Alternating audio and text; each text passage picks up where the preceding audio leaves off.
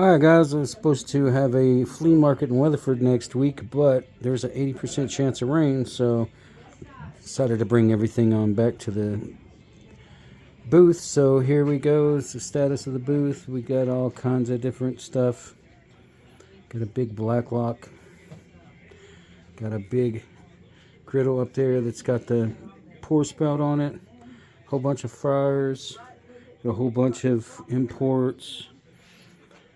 And then back here we've got a whole bunch of different stuff. We got a breakfast skillet, some old skillets like an SMS, and some other stuff. I've got some BSR stew pots, got some BSR corn stick pans.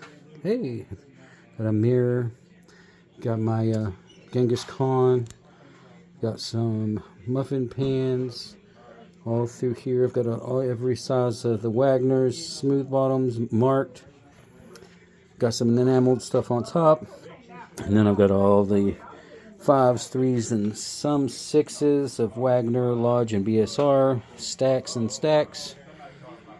Here we've got some Dutch ovens. I've got a Renfro back there, some Lodges, BSRs, 2 Wagners there, more Lodge, more BSR, some fryers, some grill pans.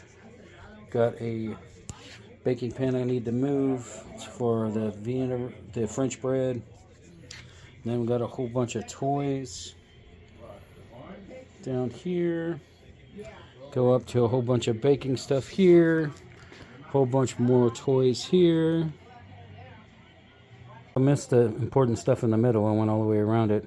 There's a 20-quart stand sport. There's my cooking kettle.